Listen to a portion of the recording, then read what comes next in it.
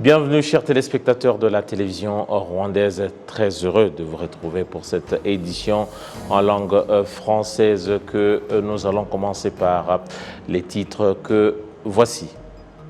Le président de la République, Paul Kagame, interpelle les pays riches à accroître l'aide qu'ils destinent aux activités de lutte contre le changement climatique, car, selon lui, il s'agit d'un défi qui continue à affecter considérablement le continent africain en particulier. Audience au Sénat ce mardi où le président de la Chambre haute, le docteur Iyamuremye Augustin, a reçu dans son bureau Olivier Cadic, sénateur des Français établi hors de France dans le cadre d'une visite de courtoisie. Et puis, en dehors de nos frontières, les autorités maliennes annoncent avoir déjoué une tentative de coup d'État. Ces autorités citent notamment la complicité avec un pays occidental.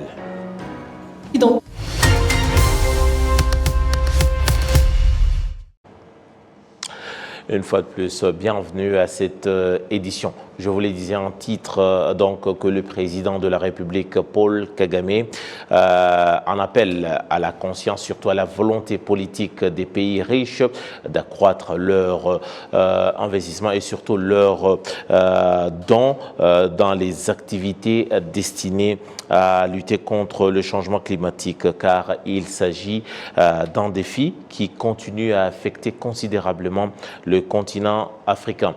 C'est une déclaration faite lors de la conférence internationale qui se passe donc à Kigali, et le chef de l'État parle même de la contribution à la pollution de l'atmosphère de la planète qui n'atteint même pas les 5%.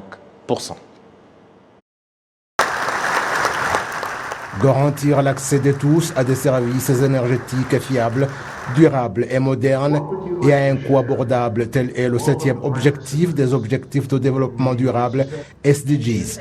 Depuis ce mardi, le Rwanda abrite pour 3 jours à Kigali Convention Center le Forum mondial Sea for All pour susciter de plus grands progrès dans le domaine d'une transition énergétique propre et inclusive et examiner l'état d'avancement de la réalisation de cet objectif dans le monde et ce qui doit être fait pour qu'il soit atteint pas plus tard que 2030.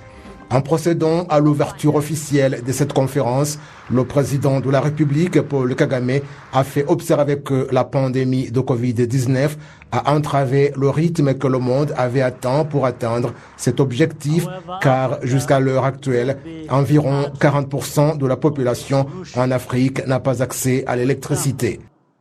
Over the past decade, significant progress has been achieved toward the 7th Sustainable Development Goal. Au cours des 10 dernières années, il y a un pas considérable qui a été franchi dans la réalisation du 7e objectif des objectifs de développement durable en ce qui concerne les énergies vertes et moins chères accessibles à tous. Malgré cette situation, la pandémie de Covid-19 a fait reculer les réalisations déjà atteintes. Aujourd'hui en Afrique, plus de 500 millions de personnes n'ont pas accès à l'électricité. Ce manque d'électricité coïncide avec le problème du changement climatique qui continue à avoir des effets considérables sur notre continent. L'immigration vers les énergies renouvelables est essentielle, raison pour laquelle la mise en place des moyens pour attirer l'investissement dans le cadre des énergies durables est importante. That is why creating an enabling environment to attract investment in sustainable energy is so important. Le secrétaire général de l'Organisation des Nations Unies, Antonio Guterres, s'est adressé virtuellement aux participants à cette conférence. Il a invité tous les pays à adopter l'usage des énergies renouvelables et non polluantes, car non seulement qu'il faut préserver la planète et ses habitants, l'usage de ces énergies génère 3 fois plus d'emplois que ce produit par les énergies émettrices de gaz polluants. Il a rappelé aux pays riches de mettre en exécution leurs engagements en ce qui concerne la riposte au changement climatique. closing the energy access gap and ending energy poverty is crucial to delivering on the 2030 Agenda for Sustainable Development. L'élimination de la différence observée en ce qui concerne l'accessibilité à l'énergie et l'éradication du problème d'insuffisance d'énergie sont essentielles dans la réalisation de l'objectif relatif à l'énergie dans le cadre des objectifs de développement durable. C'est essentiel également dans la lutte contre le changement climatique pour stopper la hausse de température du monde à 1,5 degré Celsius. Nous avons besoin de la distribution partout dans les meilleurs délais des énergies renouvelables et que nous modifions comment elles sont produites. Que les pays riches exécutent leurs engagements et versent 100 milliards de dollars chaque année dans le cadre de la riposte contre le changement climatique dans les pays en voie de développement. Que nous tous ensemble mettions en avant les programmes visant la préservation de la santé des hommes et de notre planète. Que nous mettions en place des énergies de l'avenir meilleures, durables et inclusives. Let us pursue an agenda that is good for both people and planet and build a sustainable, just and equitable energy future for all. Ce forum se tient au moment où partout dans le monde, les pays sont préoccupés par la relance de l'économie affectée par la pandémie de Covid-19 qui s'est ajoutée aux problèmes de changement climatique auxquels le monde et particulièrement l'Afrique sont confrontés. Le président de la République, Paul Kagame, a également exhorté les pays riches à accroître l'aide destinée aux pays en développement dans le cadre de faire face aux effets du changement climatique. By integrating sustainable energy in pandemic recovery plans, we can accelerate the transition to clean power. Concomitamment avec l'intégration de l'énergie durable au programme de relance économique après la pandémie de Covid-19, nous pouvons accélérer tout ce qui est en rapport avec l'immigration vers les énergies vertes. Mais cela doit être fait sans disparité. Cela signifie qu'il faut s'intéresser à la vision de développement que l'Afrique a placée en priorité afin que personne ne soit laissé à la marge.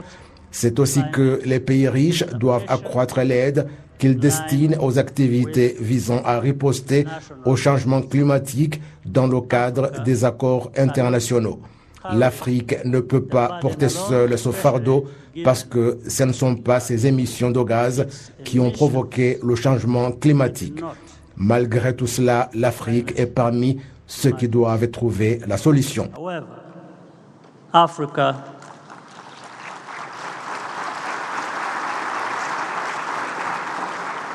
However, Africa will be part of the solution. Environ 1500 personnes en provenance d'un peu partout dans le monde participent physiquement à ce forum mondial et 500 autres y participent virtuellement. Le Rwanda est le premier pays africain à accueillir ce forum qui se tient pour la première fois sur le continent africain. C'était là donc Kassim Youssouf qui nous parlait du forum sur les énergies vertes. On passe à autre chose à présent pour parler de l'audience ce mardi au Sénat où le président du Sénat rwandais, le docteur Augustin Iyamuremye, a reçu en audience le sénateur Olivier Cadic. Celui-ci, il est sénateur des Français établis hors de France et cela dans le cadre d'une visite de courtoisie. L'investissement entre le Rwanda et la France, l'interaction entre le pouvoir législatif et la guerre en Ukraine ont été entre autres au centre des discussions entre les deux personnalités. Au sortir de leurs entretiens, le sénateur Olivier Cadic s'est confié au micro de notre confrère de la section Kinyarwanda, Jean-Paul Manirao. J'ai été très honoré de rencontrer le président du Sénat avec les deux vice-présidentes et un honorable collègue qui est franco-rwandais. Et vous dire que cette rencontre pour moi c'était d'abord la possibilité de revenir au Rwanda, de venir à la suite du président de la République pour conforter le fait que les entrepreneurs français viennent s'installer au Rwanda, participent au développement de l'économie du Rwanda, que j'ai été très honoré, très fier de pouvoir accompagner ce mouvement. Et vraiment très intéressé par l'approche qui a été mise en place au Rwanda au niveau politique, cette culture du consensus qui a été mis dans la Constitution. Et je vais vous dire, je repars avec une grande leçon et je pense que pour améliorer la façon de faire de la politique en France, on va devoir s'inspirer du Rwanda. Parce que ce concept de consensus, pour moi qui suis un élu indépendant, qui cherche justement à travailler à un consensus, pas à opposer une majorité à une opposition, cette façon de faire de la politique m'a vraiment beaucoup appris. J'ai adoré cette conversation et c'est comme ça que se développent les relations entre les parlements. La diplomatie parlementaire, c'est ça, c'est apprendre chacun de l'autre. Et moi, aujourd'hui, je suis ravi parce que j'ai beaucoup appris. On vous rappelle qu'en ce moment, le Rwanda et la France collaborent dans différents secteurs, notamment la politique, l'éducation, la justice, notamment en France où le pays fait maintenant preuve de volonté politique et surtout de coopération pour que, notamment dans la poursuite des suspects de génocide qui vivent en France. Parlant de la France et surtout de la justice, nous allons tout de suite prendre l'envol pour parler de la deuxième semaine du procès Laurent Butibaruta. Laurent Butibaruta, pour rappel, cet ancien préfet de la préfecture d'Ikongoro, aujourd'hui c'est Nyamagabe. Celui-ci, il est donc depuis une semaine. Son procès a débuté depuis une semaine où il est poursuivi de crimes de génocide, des crimes contre l'humanité et des crimes de complicité de génocide. Alors que la deuxième semaine vient de commencer, on va se confier à notre confrère Jean-Damascène Manishimwe qui est sur place à Paris, qui devrait être avec nous. Manishimwe, bonsoir et bon après-midi. Bon après-midi, Sabiti. Voilà, on a eu, la semaine dernière, on a entendu différents témoins, notamment il y a le docteur Hélène Dumas qui est parmi les gens qui ont apporté leur témoignage, notamment en visioconférence. D'autres, il est prévu que les 151 témoins aussi puissent témoigner, certains physiquement et d'autres par visioconférence. C'est quoi, qu'est-ce qui a marqué le début de cette semaine de ce procès, qui est seulement le 4e, on doit rappeler, sur le sol français, notamment pour ce qui est des poursuites des responsables du génocide des Tutsis au Rwanda en 1994. Oui, Sabiti, vous dites vrai, c'est la deuxième semaine du procès Laurent Butibaruta qui se poursuit ici à la Cour d'assises de Paris. Hier, lundi, la Cour a commencé la déposition des témoins de contexte. Et les témoins de contexte qui avaient commencé juste au début de ce procès, le 9 mai courant. Et hier, c'était le tour d'un certain Dismas Nsengiyaremye qui fut Premier ministre au Rwanda entre 1992 et 1993.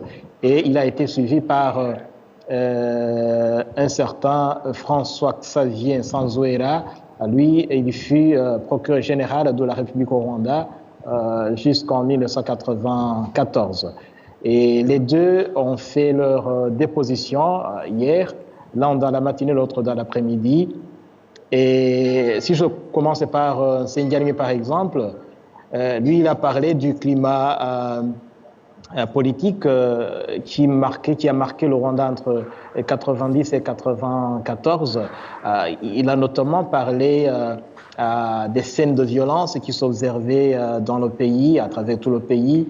Et il a parlé de la naissance du multipartisme et il a expliqué à la Cour les raisons qui l'ont poussé personnellement à pouvoir adhérer au parti qui était autre que le parti présidentiel et le MDR à l'époque.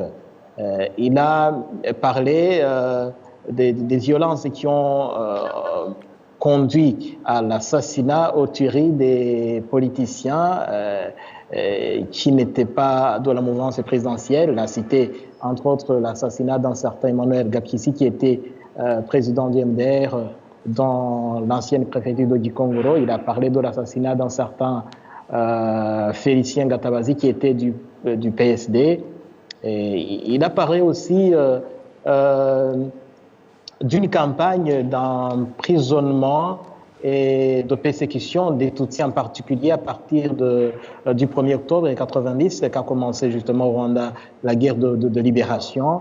Et il a parlé aussi d'un certain sentiment de haine qui s'observait à travers tout le pays contre la population civile Tutsi. Il a fait allusion, je ne manquerai pas à le signaler, il a fait allusion au discours d'un certain Léon Mugesera prononcé à Kabaya en 1992, un discours qu'il a qualifié de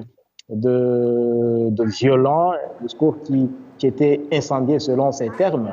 Et il a clairement indiqué à la Cour qu'en tant que chef du gouvernement, il a demandé à cette époque-là à ce qu'un mandat d'arrêt soit émis contre Léon Mugesera, ce qui, malheureusement, comme il a dit, n'a pas été fait. Et il a dit que Mugesera a bénéficié d'une complicité des hauts gradés dans le parti présidentiel MRND et il a pu s'échapper, fuir vers le Canada. Et globalement, c'est ça ce qu'on peut retenir de la déposition de Dismas Nsengiyaremye. Et dans l'après-midi, c'était le tour de François-Xavier Sanzouera, comme je le disais. Vous avez une question? Ouais, j'aimerais juste savoir, les deux dépositions, les deux témoins figurent parmi les 151 témoins qui doivent déposer, faire leur déposition. Mais vous, en tant que journaliste, tout de même, vous vous dites, est-ce que on ne risque pas également de tomber dans une sorte de répétition de témoignages sur un même individu? Est-ce que la Cour aura besoin de tout ce monde-là pour vraiment se rendre compte des responsabilités de cet homme-là? On aura besoin d'arriver jusqu'au 51e témoin? Oui, je pense que tous les témoins qui ont été appelés, qui sont prévus, chaque témoin a son importance, à mon avis, et compte tenu de l'organisation de cette cour d'assises, vous savez que les jurés, ce ne sont pas nécessairement des juristes, ce sont des gens ordinaires qui sont élus parmi la population ordinaire et qui donc ont besoin de bien connaître l'histoire du Rwanda, la politique du Rwanda, et ils ont besoin de tous ces détails-là. Et même si nous disons que les témoins, par exemple, les témoins qui ont déposé hier ont tous parlé de la période de 90-94, mais chaque témoin a apporté, disons, une certaine particularité. Si Nsengiyaremye a parlé en tant que chef de gouvernement, lui il a parlé de l'administration territoriale, mais Sanzouera, par exemple, quand il est venu, lui, il a parlé en tant que juriste. Il a parlé du climat qui s'observait, des injustices qui s'observaient, et à mon avis, chaque témoin a son importance. Voilà, moi je pense qu'on aura l'occasion de vous retrouver dans nos prochaines éditions pour connaître un peu l'évolution de ce dossier. Merci beaucoup Jean Damascène pour ce décryptage. Merci Sabiti, mais je dirais aussi qu'après la journée d'hier, aujourd'hui, la Cour a continué. Ce ne sont pas aujourd'hui les témoins de contexte, ce sont les témoins de fait, ceux qui ont vécu le génocide de 1994. Il y a eu le matin un témoin qui a participé au génocide et qui a été condamné par les tribunaux Gachacha et qui est en train de purger sa peine. Il a témoigné le matin et maintenant que nous parlons, la Cour est en train de suivre un autre témoin qui est rescapé du génocide et qui a in extremis échappé au massacre de Kibero entre le 11 et le 15 avril 1994. Voilà, merci beaucoup pour ces précisions. On me signale, voilà, après Jean Damascène Manéchimni, on va rester dans le même contexte où sur place à la cour d'assises, nous sommes rejoints par Alain Gauthier. Est-ce que Alain est avec nous? Justement, pour rappel de fait, c'est un procès qui a débuté la semaine dernière. Aujourd'hui, on parle du procès Laurent Gbagbo. C'est un procès qui intervient en France 28 ans après le génocide commis contre les Tutsis rwandais en 1994. Et on vous rappelle que c'est seulement le 4e responsable haut placé qui est donc jugé sur le sol français. Et c'est après le tout premier procès qui s'est déroulé en France, notamment le tout premier de Pascal Simbikangwa. Il y a également Octavien Nyenzi et Tito Varahira, et tous les deux qui étaient également des bourgmestres. Mais aujourd'hui, on parle bien d'un préfet, et aussi il y a l'autre qu'on présentait juste en tant que simple chauffeur, mais pourtant les faits se sont avérés être différents par rapport à ses responsabilités au niveau de la prise des décisions, notamment dans les instances de sécurité, le renseignement militaire. Pascal Simbikangwa y était donc pour quelque chose. Et on vous rappelle qu'avant ce procès de Laurent Gbagbo, celui-ci était placé sous contrôle judiciaire en France pour ne pas échapper. Et en tout cas, certaines inquiétudes des membres de la société civile qui militent depuis 28 ans pour que la justice soit faite au nom des rescapés du génocide, mais également des victimes du génocide. Ces derniers voulaient avoir, en tout cas, ce procès, avaient hâte de voir ce procès débuter. Justement, parlant des personnes qui voulaient voir ce procès débuter, on me signale que nous sommes avec Alain Gauthier. Il est du collectif des partis civils pour le Rwanda. Bon après-midi Alain, depuis Paris, depuis la cour d'assises. Tout à l'heure, on était avec Jean Damascène qui essaie un peu de nous parler de la journée. Vous, les membres de la société civile, du collectif des partis civils pour le Rwanda, tout d'abord, c'est un sentiment de soulagement, même si on n'est pas encore... même pas à moitié de ce procès. C'est déjà un sentiment de satisfaction de voir déjà le début, ou en tout cas voir le cours de ce procès? Oh non, écoutez, on ne peut pas parler de sentiment de soulagement. C'est un procès qui arrive 22 ans après la première plainte qui a été déposée. Nous n'en sommes qu'à la première semaine. Ce procès doit durer jusqu'au 12 juillet, donc il y a encore beaucoup d'eau qui vont couler sous les ponts de la Seine avant la clôture de ce procès. Jusqu'à maintenant, la première semaine a été consacrée aux témoins de contexte qui ont essayé d'éclairer les jurés sur ce qu'a été le génocide perpétré contre les Tutsis. Et aujourd'hui, on a entendu les premiers témoins de Kibeho, puisque c'est les massacres à l'église de Kibeho qu'on traite aujourd'hui et dans les jours suivants. Ouais, vous avez travaillé longtemps. Il est vrai que pour avoir des procès comme ça, il y a un travail en amont. Déjà, il faut réunir le maximum de preuves pour avoir un dossier blindé, comme vous le dites vous-même. Est-ce que déjà, il y avait... le dossier était blindé. Avez-vous déjà rencontré les témoignages qu'on a aujourd'hui? C'est vraiment des gens qui ont connu l'homme, on dit qu'ils vont vraiment peser sur la balance? Alors écoutez, on ne connaît pas tous les témoins qui sont cités parce que la plupart d'entre eux, plus d'une centaine, sont cités par le ministère public. Et donc, c'est des noms de témoins qu'on a découverts en recevant le planning de ce procès. Nous connaissons surtout ceux qui se sont constitués partie civile à nos côtés. Nous en avons une quarantaine de personnes. Un nombre restreint viendra témoigner ici au procès, d'autres vont témoigner en visioconférence, mais c'est vrai que dans ce genre de procès, les témoignages sont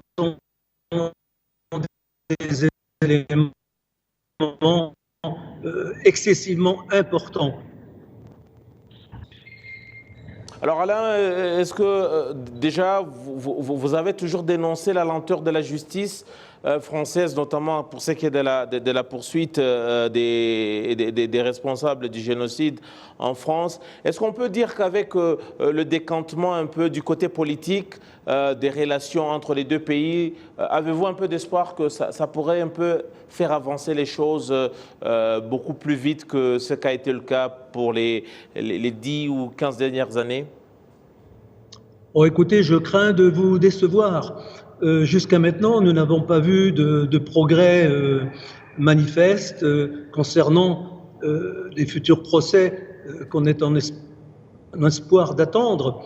Ce procès-là va durer jusqu'à la mi-juillet. Nous n'en aurons pas d'autres apparemment cette année, puisque on nous annonce 2 procès pour l'année prochaine. Mais vous voyez qu'à ce rythme-là, le compte n'y est pas. Et depuis des années et des années, nous ne cessons de dénoncer les retards pris par la justice. À ce rythme-là, il faudra plus de 30 ans pour épurer ne serait-ce déjà que les plaintes qui sont déjà déposées. Donc vous voyez, il n'y a pas vraiment de raison d'être optimiste. Voilà, il faut accepter cette situation. Mais depuis la visite du président Macron à Kigali, bon, les choses pour nous, je dis bien pour nous, les choses n'ont pas véritablement changé. Maintenant, qui vivra verra. Mais de toute façon, il ne pourra pas y avoir plus de 2 procès de génocidaires par an. Donc, le retard qui a été pris jusqu'à maintenant, je me répète, mais ne se rattrapera jamais. Alors, en tout cas, on espère bien que les choses vont s'améliorer pour faire avancer les choses beaucoup plus vite. Merci beaucoup pour votre temps, Alain, et j'espère qu'on va vous retrouver dans les prochaines semaines pour parler un peu plus de l'évolution de ce dossier. Merci beaucoup pour votre temps. Merci beaucoup à vous. Au revoir. Voilà donc ce qui marque la fin de notre édition, grande édition du journal en français sur la télévision rwandaise. Merci à vous tous pour avoir suivi cette édition. Restez bien fidèles à nos programmes. J'aurai tout le plaisir de vous retrouver très prochainement pour une nouvelle édition. Au revoir.